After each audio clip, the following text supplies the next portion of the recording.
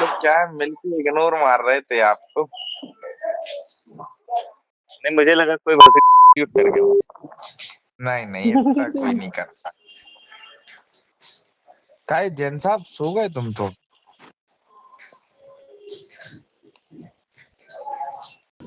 चलन दो जैन साहब, यार रिकॉर्डिंग आप चालू है। मैं सो गए तो। उठा दूं उनको अरे हाँ, घंटी बजा के? कैसे बजाओ? फोन की घंटी बजानी पड़ेगी कॉल करके। और घंटी तो और कैसे करेगी? अब थोड़ी नहीं, अब व्हाट्सएप पे फोन आप, करता है। हो सकता है आप घंटा भी बजाते हो। आज लाइट बहुत पेर रही है यार। हाय हाय हाय, इतनी गर्मी में लाइट।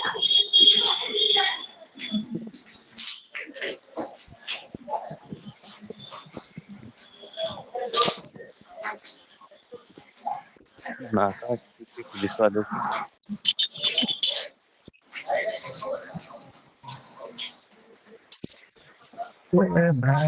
क्या ही ट्रैफिक जाम लगाए हुए हैं यार।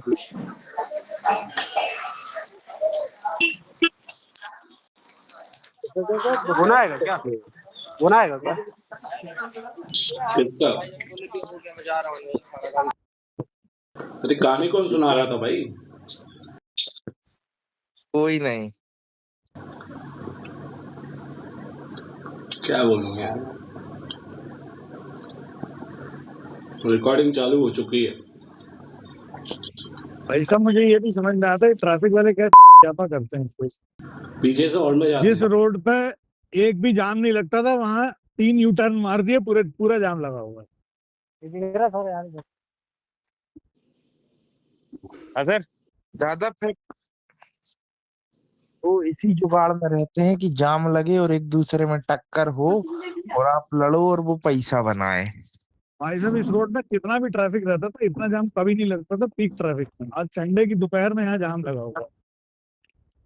वाह, जब में एक ही पहले यू टर्न था, सब मैनेज हो जाता था। अभी 2-2 3-3 बना दिए तो हर कोई मुड़ रहा है बीच बीच में से।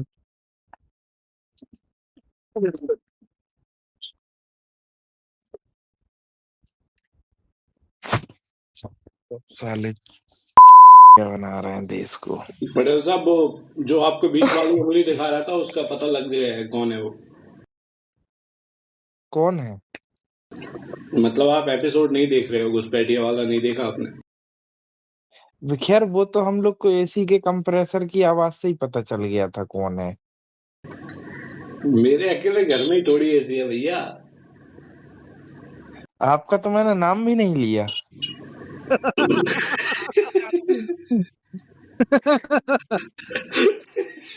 एसी भले ही सबके यहाँ हो, कंप्रेसर तो एक ही के यहाँ है।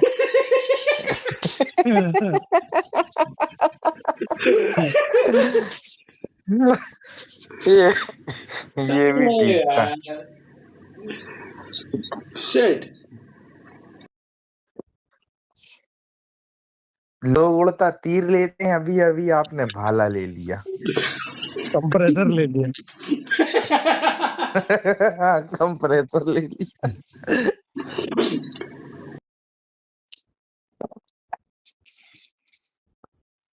दाल बहुत मस्त बनी है भाई लोगों। ये कब खत्म होगी?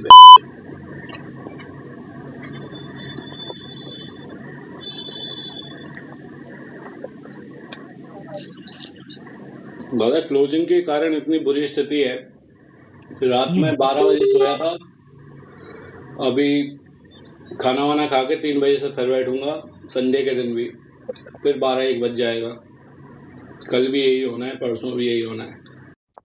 ये फाइनेंस में और सब में भी लोचा तो एक रहता ही है।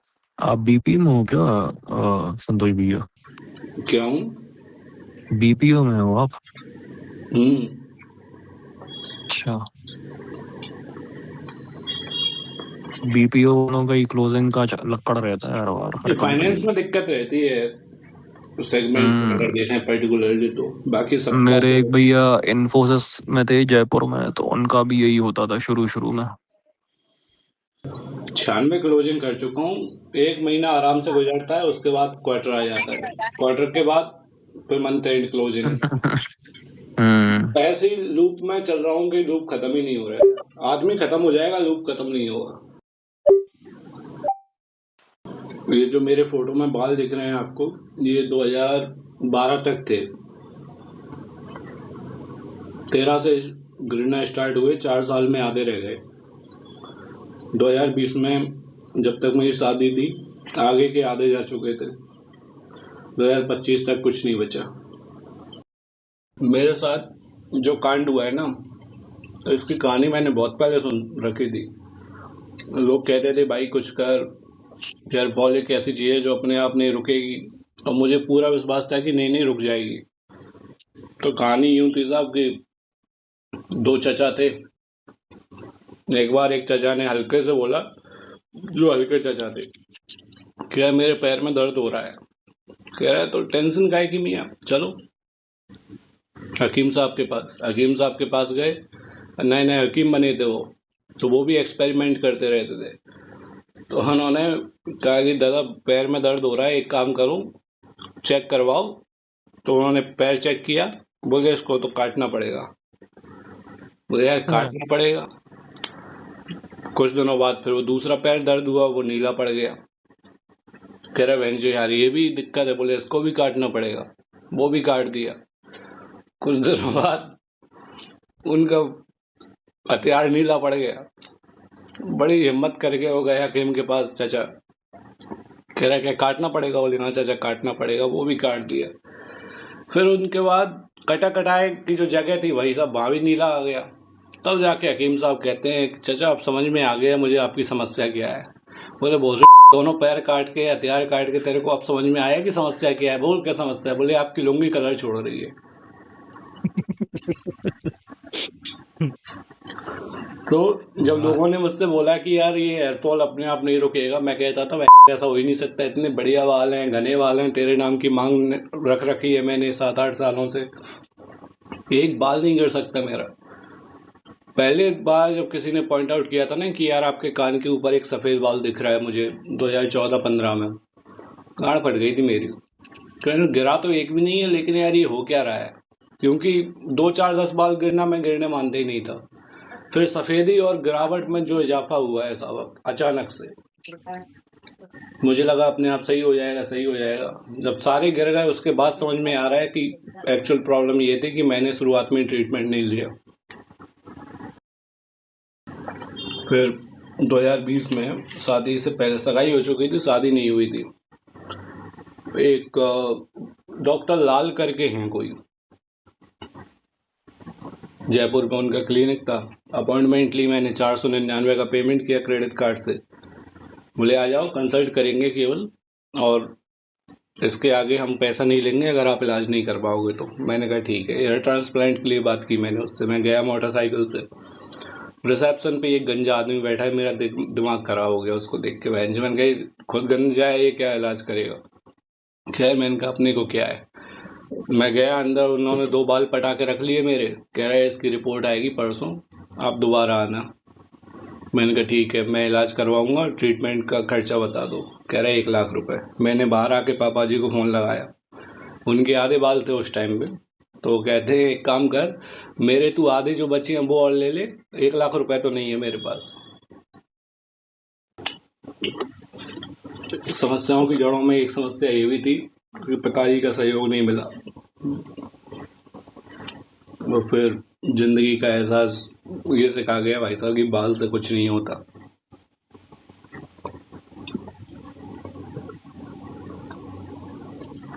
कोई फर्क नहीं पड़ता, घंटे ही फर्क नहीं पड़ता दादा। और दादा हम भैया हमें लगता है जिसके बाल नहीं रहते उसकी ज्यादा इज्जत बनती है। और वो तो यार इज्जत देने वाला जाने कि वो बाल देख के दे रहा है या कुछ और। नहीं गांधी जी को देख लो, दादा के तो हैं। अरे तो गांधी जी आओ गांधी जी की बात करो, मैंने कहा दादा के सॉरी। अच्छा नहीं तो आप कहना क्या चाहते हैं दादा के तो, मतलब आप मुझे मेरी बातों में फंसा रहे। नहीं मिस हेयरिंग होगी भाई। अच्छा है पतले टीन ने नहीं सुना ये सब, अभी आग में घी डालता नहीं तो।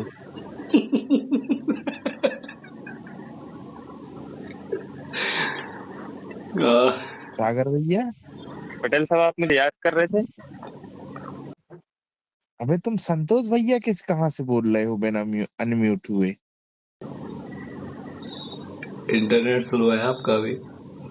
सागर भाई पूछ रहे थे कि आप और लोगों ने याद किया या नहीं। हाँ वो तो ठीक है, फड़फड़ाया आपका अनम्यूट और आवाज आई सागर भैया की। नहीं नहीं, आप ध्यान से नहीं देख रहे स्क्रीन की तरफ। अरे भगवान, और जी अनम्यूट भी नहीं हुए सागर भैया। अरे देखे क्यों रहा है यही तो स्क्रीन जादू तरफ? होगा। आवाज सुना? हाँ अब हो गए, अब दिखने लगा ठीक। भैया क्या करें, बिना देखे मजा सा नहीं आता है।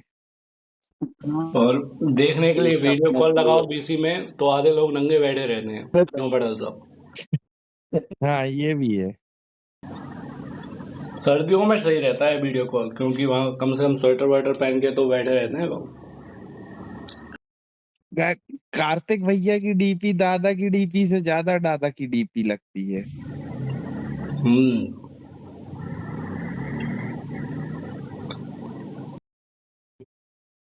कहे जो सूरज सिंह मावई लिखता है ना अपने नाम के आखिरी में गांव का नाम। ये मावई क्या सरनेम है या? मेरे व्हाट्सएप पे। नहीं, उसके हाँ, गांव का नाम है। ट्रू कॉलर पे और ऐसे आज दिखाया मुझे था, मैंने सेव किया। और आज मुझे एक रील दिखी मावई, कोई दिशा निशा मावई सी है, मेरे को लगा उसकी कोई गांव की, वो भी गुजर है, सब इंस्पेक्टर है। सूरज ने बताया नहीं यार कभी क्या? कि हमारे गांव से कोई ऐसा ही भी बन सकता है। हाँ, उसको देख के लगता नहीं है ये भाभी गुजरों की मोड़ी है साई। चलो तो भैया चले यार, कोई ना मतलब ही नहीं जब म्यूटाई पे है सब तो। चलते हैं यार, खाना वाना खा आओ के जय शाम राम में जी। मिलेंगे भाई। जाओ भैया सभी को। आओ भैया, जय राम।